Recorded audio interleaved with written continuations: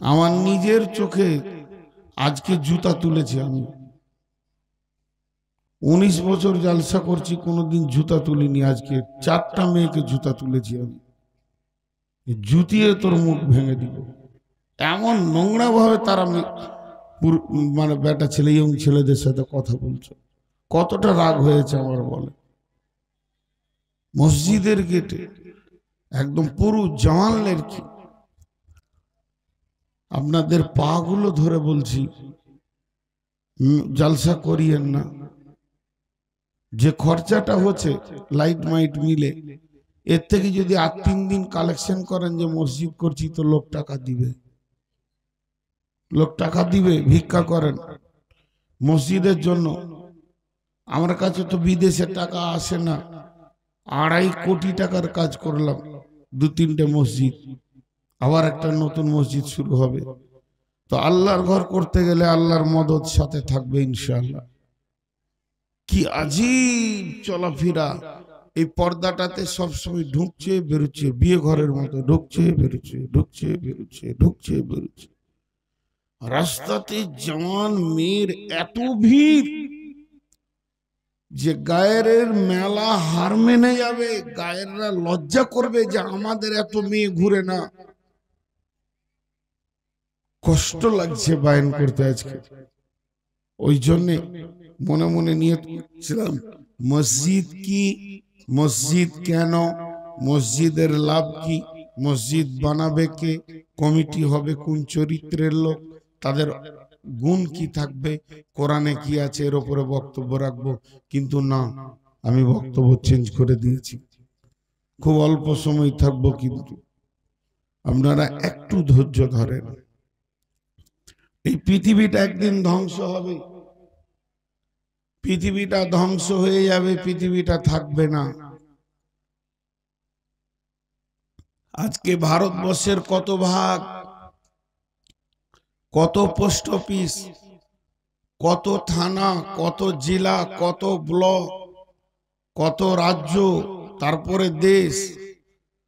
শুধু ভারতবর্ষ নয়, এরকম কত দেশ, Nepal, Bhutan, Pakistan, Bangladesh, Japan, German, Thailand, Holland, Greenland, কত মরক্কো, সুদান, সৌদি, এই সমস্ত দেশ চুরমার করবেন আল্লাহ একদিন।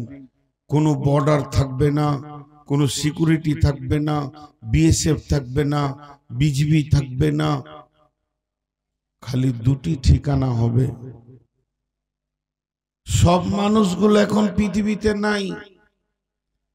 আমরা যেগুলো বেঁচে আছি 750-800 কোটি মানুষ, আমাদের পূর্বে কত কোটি মানুষ চলে গেছে পৃথিবী ছেড়ে।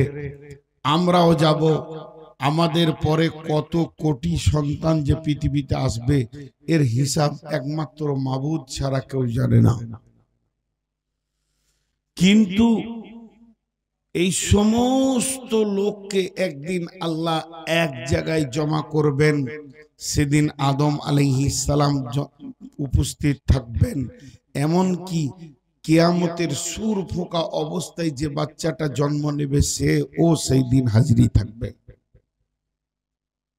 আল্লাহ চ্যালেঞ্জ দিয়েছেন ওই দিনটার ব্যাপারে, ওমা হুম আনহা বিগাইবিন, তোমরা এমন একজন দেখাতে পারবে না যে সে অনুপস্থিত আছে। ওই দিনটা এমন একটা দিন, ওই দিনটাকে আল্লাহ বিভিন্ন রকম করে বুঝিয়েছেন।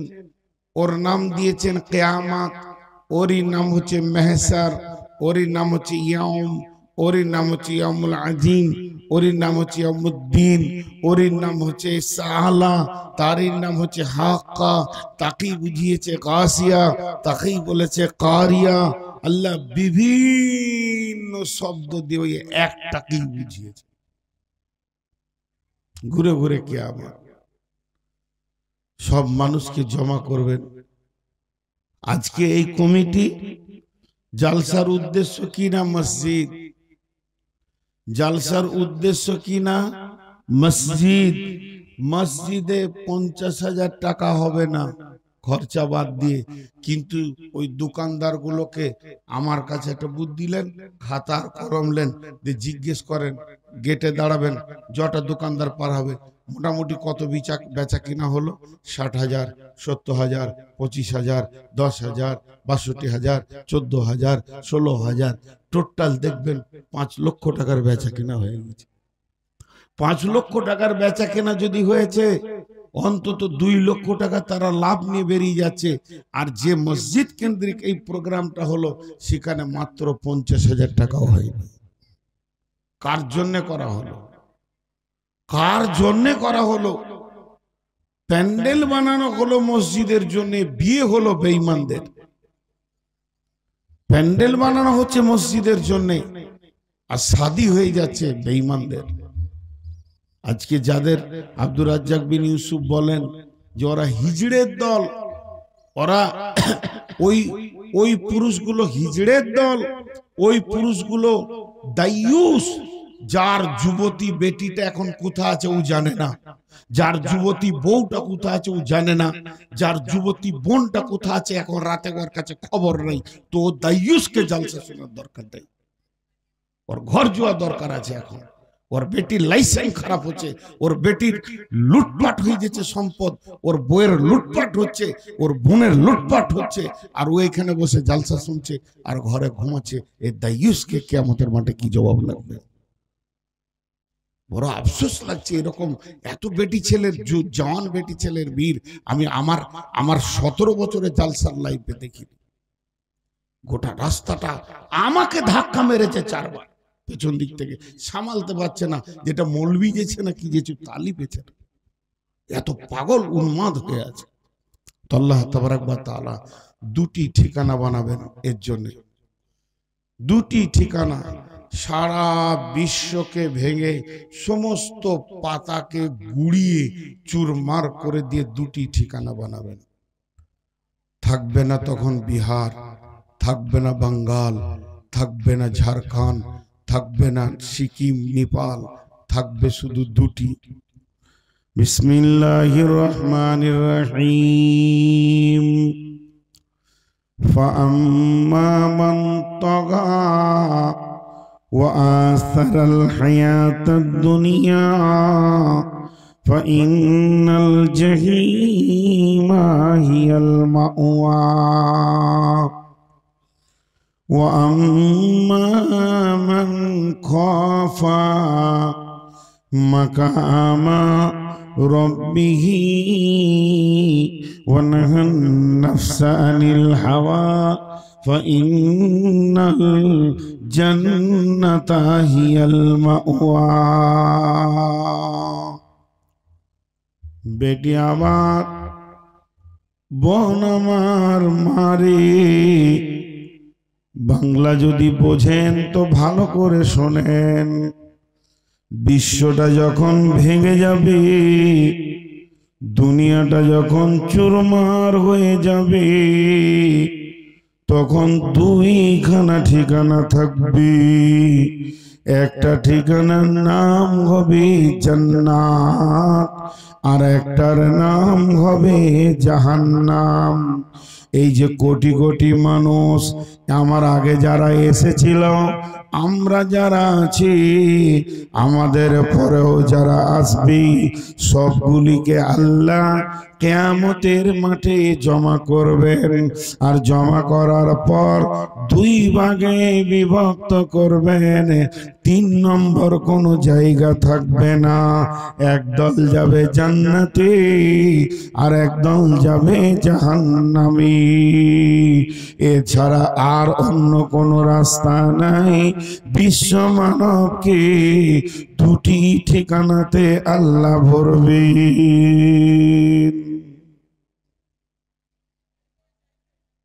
এই কথাটা মিনিট 2-এর জন্য জমা রাখেন। এখন একটা সুন্দর উপমা দিব। একটা মানুষ কিয়ামতের মাঠে উঠবে, জাহান্নাম যাবে কেন? তার কারণটা কি?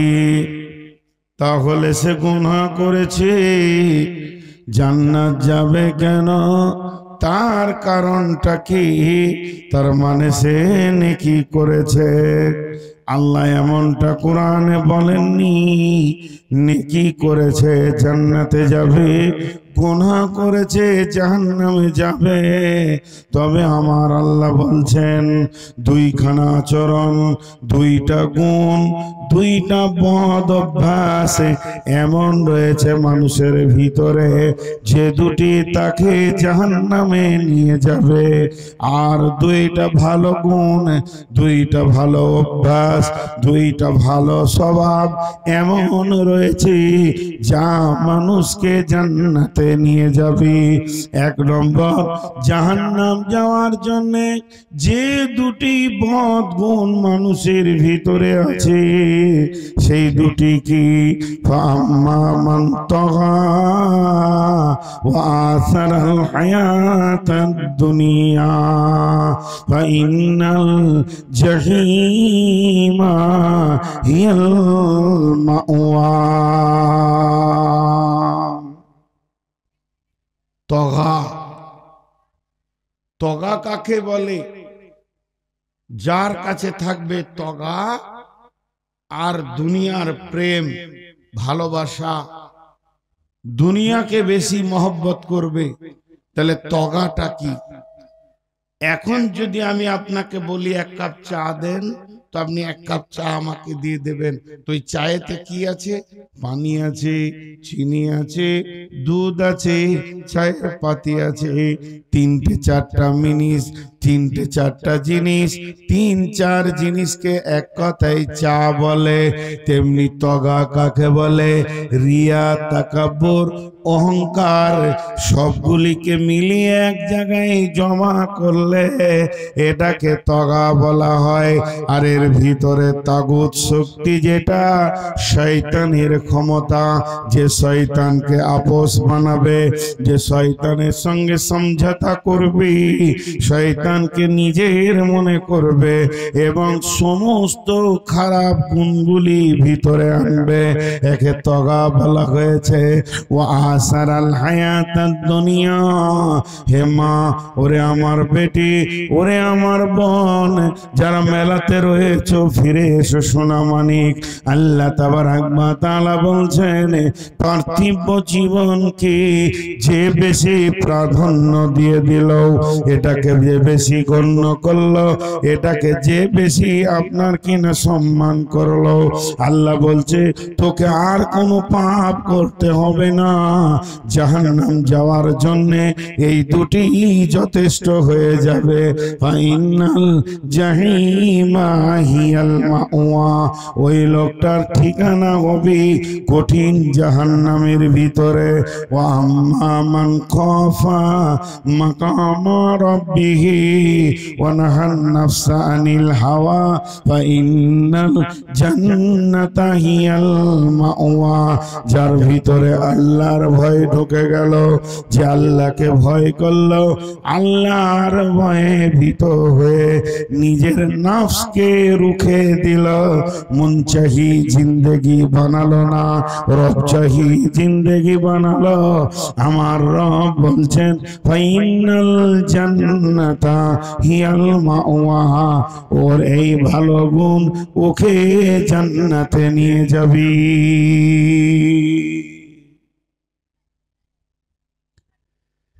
এটা যাবে জাহান্নাম আর ওটা যাবে জান্নাত। শুনে আসছি জাহান্নাম জাহান্নাম জাহান্নাম। জাহান্নামটা কি? জাহান্নামটা কি? জাহান্নাম কিভাবে প্রস্তুত করা হলো? বন্ধু, আল্লাহর নবী বলছেন জাহান্নামের আগুনকে 1000 বছর জ্বালানো হয়েছে। সেই বছরটা পার্থিব বছর নয়, সেটা আখিরাতের বছর, পরকালের বছর, মরার পরের জীবনের হিসাব, জান্নাত জাহান্নাম, পুলসেরাত, কিয়ামত, কবর, এগুলো এহকালের হিসাবে চলবে না, এহকালের ঘড়ি কাজে লাগবে না, এটা পরকালের হিসাব।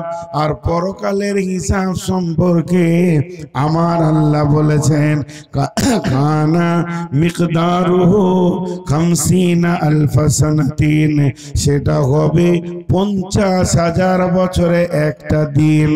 এই 50,000 বছরে একটা দিন, ওই রকম দিনে 365 দিন গেছে, একটা বছর হয়েছে। এই রকম 1000 বছর জাহান্নামকে জ্বালানো হয়েছে, জাহান্নামের আগুনের রং হয়েছে লাল। আল্লাহ বলেছেন, রে ফেরেশতার দল, তোমরা আবার জাহান্নামকে জ্বালাও। দ্বিতীয় 1000 বছর চলেছে, জাহান্নামের আগুনের রং হয়ে গেছে সাদা। এরপরে আমার আল্লাহ বলেছেন, রে ফেরেশতার দল, তোমরা এখনো জাহান্নাম জ্বালাতে পারোনি, জাহান্নামের রূপ আনতে পারোনি, জাহান্নামকে বানাতে পারোনি। আবার 1000 বছর মেহনত করেছে, জাহান্নামের আগুনের রং হয়ে গেছে কালো। ওই কালোটা কেমন কালো? পৃথিবীর কোন কালোর সঙ্গে সেটা মিলবে না, সেটা একটা আজীব কালো, সে একদম ভয়ানক কালো। শুধু তাই নয়, ওই কালোটা এতই কালো যে আপনি আমি তাকে দেখতে পাবো না, আমার শরীরটাই আমি দেখতে পাবো না, আমার পাশের লোককে আমি দেখতে পাবো না। জাহান্নাম কতটা গাঢ়া, কতটা গর্ত! ওই জাহান্নামের ভিতরে একটা মানুষকে যদি মুখে ছেড়ে দেওয়া হয়, যাদেরকে জাহান্নামে ছাড়া হবে তাদের পা গুলি ওপর দিকে থাকবে আর মাথাটা নিচে দিকে থাকবে, আগুনের ভিতরে চলতে থাকবে। ওখানে শক্ত আগুন, উষ্ণ আগুন, তরল আগুন, পিজের মতো গলা আগুন, কয়লার ভাটির মতো আগুন। আগুনের বিভিন্ন রূপ আছে। যেতে যেতে যেতে যেতে জাহান্নামের নিচে গিয়ে যখন পৌঁছাবে, ওখানে একটা পাহাড় আছে, পাহাড়টা নাম সৌদ। সৌদ পাহাড়ে তার মাথাটা গিয়ে ঠেকবে এবং সেখান থেকে গড়ে পড়বে নিচে। এখানে মুখে যখন জাহান্নামীকে ছেড়ে দেবে ভাই আমার, ওই পাহাড়ের মাথাতে পৌঁছাতে সময় লাগবে 70 বছর। সেটা পৃথিবীর বছর নয় বন্ধুরে, মারে, বোনরে, বেটিরে, পৃথিবীর আনন্দকে ভুলে যান, পৃথিবীর আনন্দকে ভুলে যান। নিমিষের মধ্যে একবার ভেবেলেন, আমাকে যদি জাহান্নামের মুখে ছেড়ে দেয়, শুধু পৌঁছাতে সময় লাগবে 70 বছর, তাও আবার আগুনের ভিতরে যাবে। আল্লাহ তাবারাক ওয়া তাআলা সূরা তাহরিমের ভিতরে বলছেন, ইয়া আইয়ুহাল্লাযীনা আমানু কু আনফুসাকুম ওয়া আহলিকুম নারা আলাইহা মালাইকাতুন গিলাদুন শিদাদুন লা ইয়াসুনাল্লাহা মা আমারহুম ওয়া ইয়াফআলুনা মা ইউমারুন। হে পৃথিবীর লোকেরা, তোমরা নিজেকে এবং নিজের আহালকে জাহান্নাম থেকে বাঁচাও। এবং সেখানে রয়েছে কঠিন হৃদয়ের, কঠিন দিলের ফেরেশতা, তারা কিছুই বুঝে না আল্লাহর হুকুম ছাড়া। এবং শুধু তাই নয়, সেই জাহান্নামের লোককে বানানো হবে মানুষকে আর পাথরকে। এই জাহান্নামকে ভয় করো। এই আয়াতটা ইমাম কাদের জিলানী আলাইহি রাহমা তাফসীর করতে গিয়ে বলেছেন, জাহান্নামের 7খানা মুখ আছে, 70টা সুলঙ্গ আছে, এক একটাতে 70টা করে সুলঙ্গ পথ রয়েছে।